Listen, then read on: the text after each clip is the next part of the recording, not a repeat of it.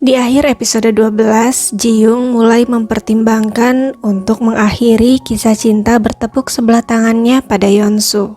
Apa yang akan terjadi selanjutnya? Inilah Our Beloved Summer episode 13.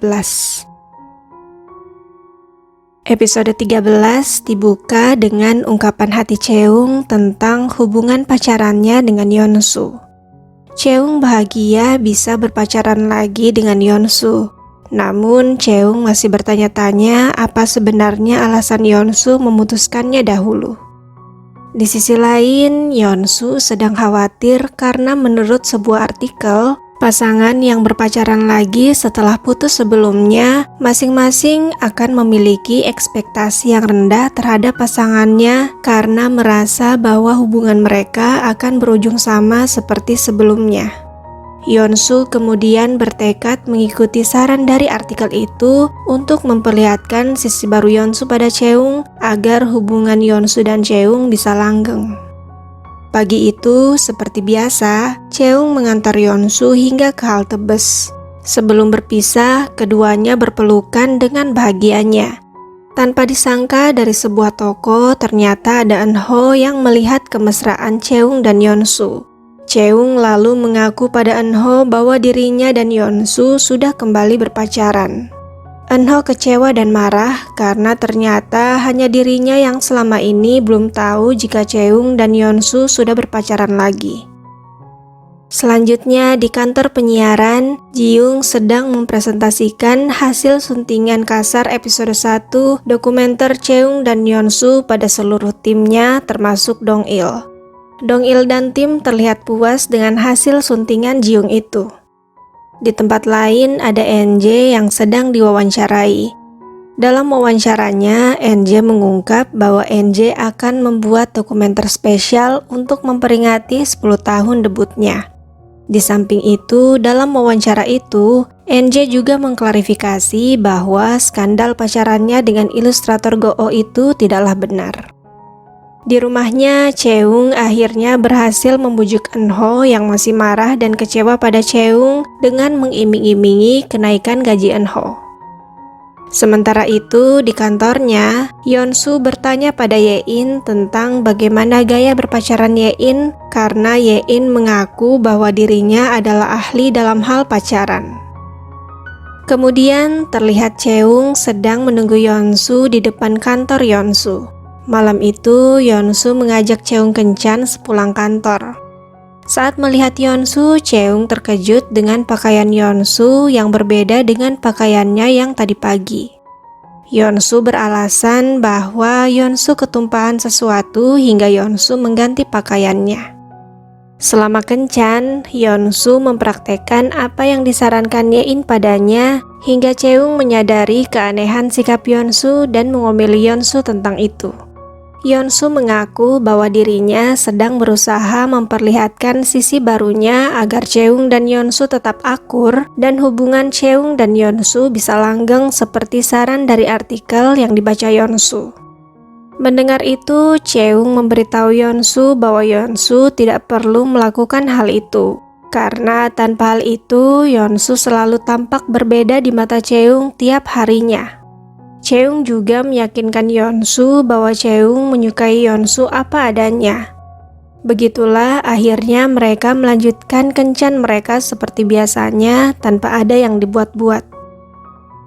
Keesokan harinya, nenek Yeon-soo meminta Yeon-soo mengundang Chaeung ke rumah mereka setelah melihat bagaimana hubungan Yeon-soo dan Chaeung yang makin kesini semakin lengket saja.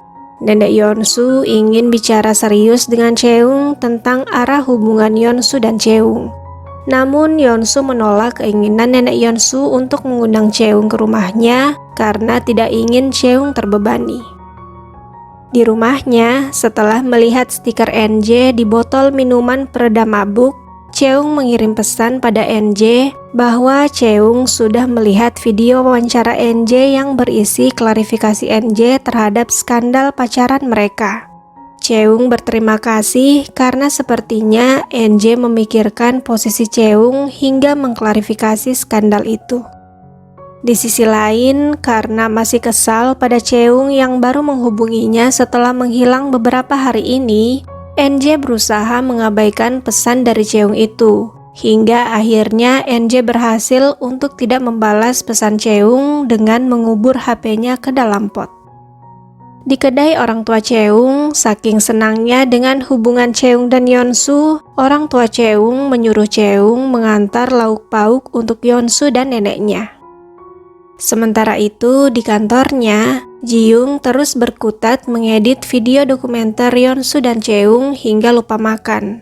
Malam harinya, tak disangka Yeonsu datang dan mengajak Ji-young makan bersama.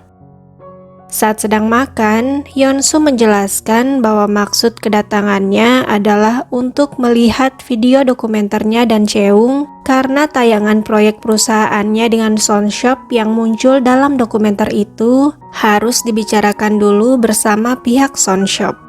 Di tengah pembicaraan mereka, Yeonsu menyadari bahwa selama mereka ngobrol, Ji-young tidak sekalipun menatapnya. Saat Yeonsu menanyakan hal itu, Ji-young menjawab bahwa Ji-young malu menatap Yeonsu karena penampilan Ji-young saat ini sedang kumal. Di apartemennya, NJ sedang menggali tanah pot untuk mengambil kembali HP yang tadi dikuburnya. Menyerah karena HP-nya dikubur terlalu dalam, NJ akhirnya datang langsung ke rumah Cheung hanya untuk memberitahu Cheung bahwa NJ mengklarifikasi skandal pacaran mereka dalam wawancara NJ bukan karena NJ memikirkan posisi Cheung. Jadi Cheung tidak perlu berterima kasih untuk itu. Sebelum pergi, NJ menegaskan bahwa rasa suka NJ pada Cheung itu tidak besar, hanya sedikit. Sampai-sampai NJ bahkan sudah lupa tentang rasa sukanya pada Cheung itu.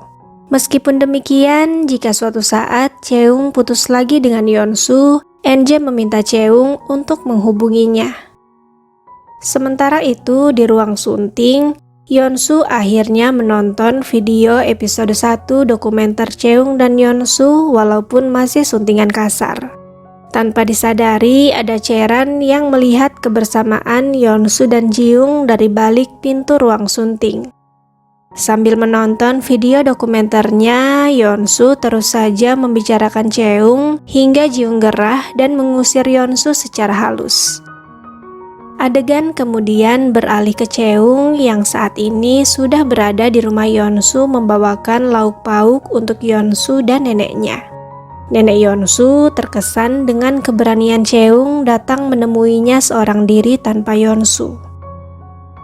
Selanjutnya, dalam perjalanan pulang, Yeonsu tidak sengaja bertemu orang tua Cheung dan mendapat info bahwa tadi Cheung ke rumah Yeonsu untuk mengantar lauk pauk. Terkejut dan takut Cheung dimarahi neneknya saat ke rumahnya tadi, Yeonsu lalu ke rumah Cheung. Di rumahnya, Cheung memberitahu Yeonsu bahwa Cheung tidak dimarahi oleh nenek Yeonsu, dan itu membuat Yeonsu lega. Yeonsu kemudian menemukan sebuah brosur berisi informasi pendaftaran jurusan arsitektur terselip dalam buku milik Cheung. Yeonsu bertanya apa Cheung tertarik mengambil jurusan arsitektur. Cheung lalu menjawab bahwa dirinya tidak tertarik untuk itu. Yeonsu setuju dan menambahkan bahwa memiliki 1 ijazah saja rasanya sudah cukup. Mendengar itu, Cheung justru terkejut dan memberitahu Yeonsu bahwa dirinya tidak memiliki ijazah karena tidak pernah lulus kuliah. Sekarang gantian Yeonsu yang terkejut. Yeonsu lalu bertanya mengapa Cheung tidak menyelesaikan kuliahnya. Cheung menjelaskan bahwa Cheung tidak menyelesaikan kuliahnya karena Cheung kehilangan alasannya untuk kuliah. Sejak awal, Cheung memang tidak tertarik untuk kuliah. Cheung kuliah hanya karena Yeonsu. Selain itu, Cheung merasa bahwa dirinya tidak membutuhkan ijazahnya. Yeonsu masih terkejut. Bagaimanapun, Yeonsu menyayangkan keputusan Cheung karena berhenti kuliah dengan mudahnya. Namun Yeonsu lalu teringat pada Cheung yang menolak rekomendasi dosennya untuk belajar ke luar negeri saat mereka masih kuliah dulu. Berdasarkan hal itu, Yeonsu kemudian berusaha memahami keputusan Cheung ini. Pembicaraan mereka kemudian beralih ke masalah nenek Yeonsu. Yeonsu bertanya apa yang dikatakan neneknya pada Cheung tadi. Tidak menjawab, Cheung justru bertanya balik, apa alasan mereka putus waktu itu. Di bagian epilog, ada Cheran yang menawari Jiung kopi saat melihat Jiung sedang mencari udara segar. Cheran memberitahu Jiung bahwa Cheran melihat momen Jiung dan Yeonsu di ruang sunting tadi, dan itu mengingatkan Cheran pada film Love Actually, di mana ada pemeran pria yang menyukai istri sahabatnya. Dalam film itu, si pria akhirnya menyatakan perasaannya lewat sebuah buku sketsa. Cheran lalu bertanya bagaimana akhir kisah Jiung. Jiung menjawab bahwa dirinya pun tidak tahu bagaimana akhir kisahnya. Lagi pula, kisahnya ini bukanlah sebuah film, melainkan sebuah dokumenter. Itulah Our Beloved Summer episode 13. Nantikan kelanjutannya di episode berikutnya.